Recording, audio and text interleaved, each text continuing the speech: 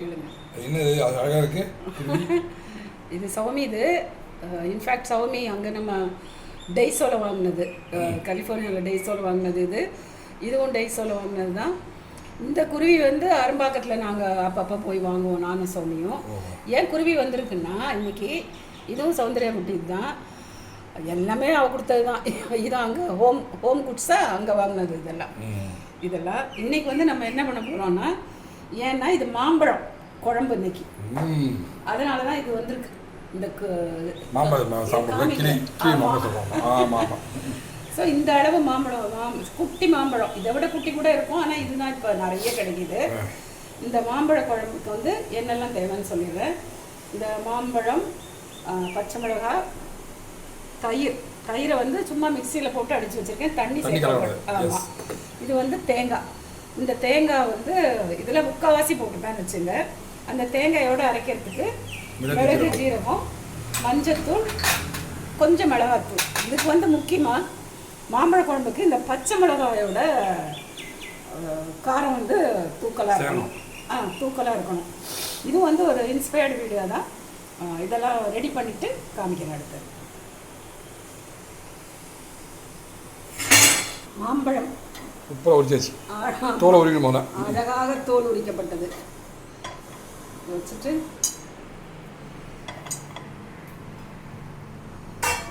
இப்போ வந்து இதில்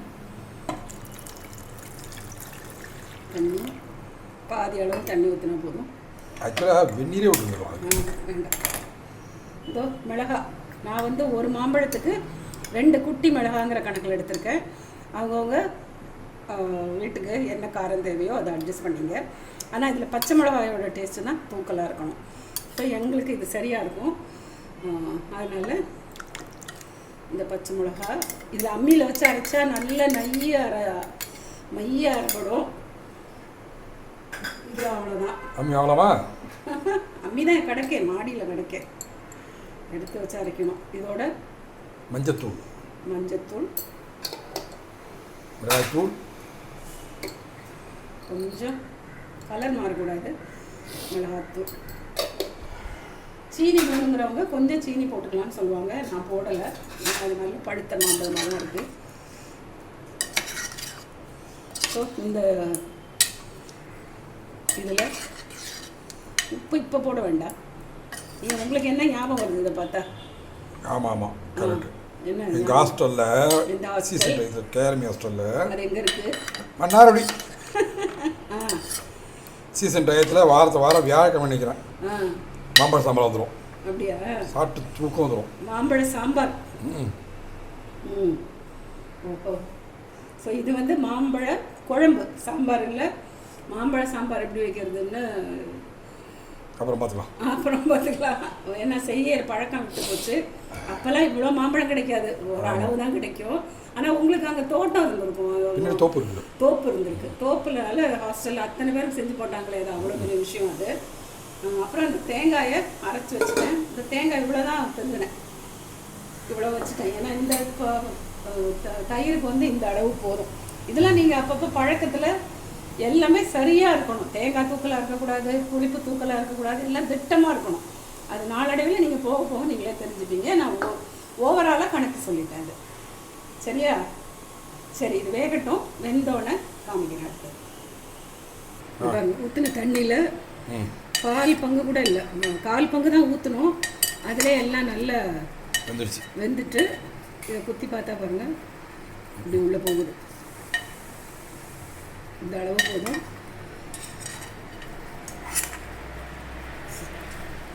இந்த அடியில் நல்லா காமிங்க, அடியிலலாம் தண்ணி வற்றி போச்சு. இப்போ இந்த ஸ்டேஜில் தேங்காயை போட்டுருவோம். தேங்காய் மிக்ஸி அரைச்சது, தேங்காய், மிளகு, ஜீரகம் வச்சு அரைச்சது.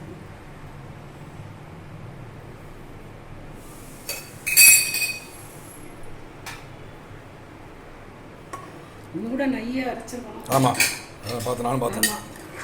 அதுக்கு நான் அவசரமாக எடுத்துட்டேன். ஆமாம், அவசரமாக எடுத்துட்டேன். நைய அரைக்கணும்.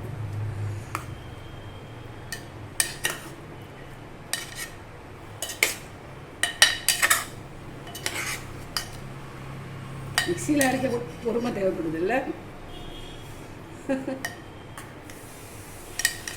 மரக்கரண்டியாக இருந்தால் உங்களுக்கு இன்னும் இந்த இதாக இருக்கும். ஆமாம், பெரட்டர் ஈஸியாக இருக்கும். அது தேய்க்க கிடக்கு.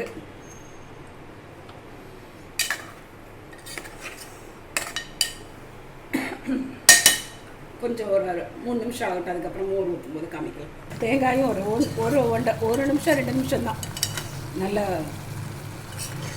அந்த அளவுக்கு வச்சா போதும். இறுகிடுச்சு. இப்போ நான் கொஞ்சம் ஸ்டவ்வை ஆஃப் பண்ணிக்கிறேன். ஏன்னா மோர் பால் எல்லாம் ஊற்றும்போது கொஞ்சம் கவனமாக இருக்கணும். பால் மறுக்கல சாதாரணமாக சொல்கிறேன். இது மோர் குழம்புல எங்கேருந்து பால் பால் இந்த சொதிக்கெல்லாம் சேர்க்குறோம்ல, அதுக்காக சொன்னேன். மோர் வந்து ஒரு புளிப்பு இருக்கணும், அப்போ தான் குழம்புக்கெல்லாம் சரியாக இருக்கணும். அதுக்காக ஓவராக ஸ்மெல் வர அளவுக்கு பிடிக்கக்கூடாது.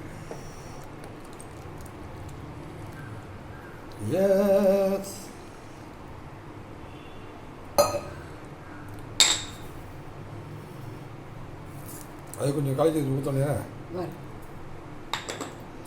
மங்கு.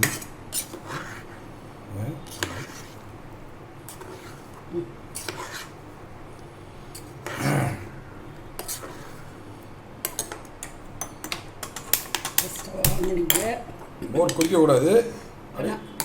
ஆஃப் பண்ணிவிட்டு இப்போ ஊற்றிருக்கு. ஆமாம், லைட்டாக சூடாகி அது பபுள் இருந்தால் போகிறோம். ஆமாம், கொஞ்சம் வெயிட் பண்ணுங்கள்.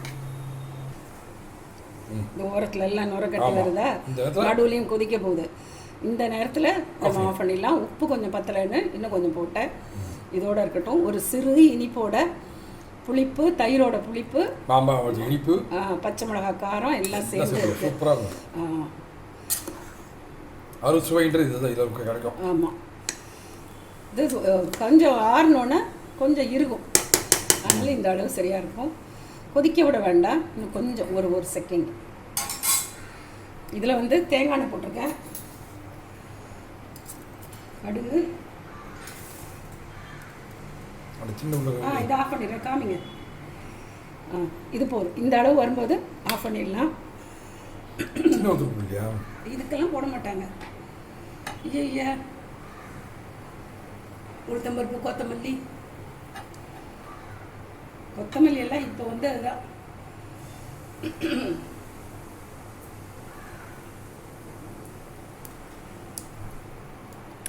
கடுகு வெடிக்கட்டும் கோலாகலமாக. அதுக்கப்புறம் சிம்மில் வச்சு ஒரு நுரை கட்டி சுற்று நாட்டில் வரும்போது இறக்கிடுங்க. இது தேங்காய் எண்ணெயில் இதெல்லாம் இப்போ வந்து வெடித்து கொண்டிருக்கிறது. இந்த சுடை போதும். வெந்தயம் போட்டிருக்கேன், வெந்தயம் போட்டிருக்கேன், 2 மிளகாய் போட்டிருக்கேன். இந்த இரும்பு கரண்டிங்கிறதுனால ஆஃப் பண்ணிருக்கேன். ஆலக்கரண்டி இதை அப்படியே ஊற்றி வச்சிடணும், மூடி வச்சிருங்க. அப்போ தான் இதோட இதெல்லாம் சரியாகும். சரியா? இதுதான் மாம்பழ குழம்பு. Yes, enjoy that more குழம்பு. Close,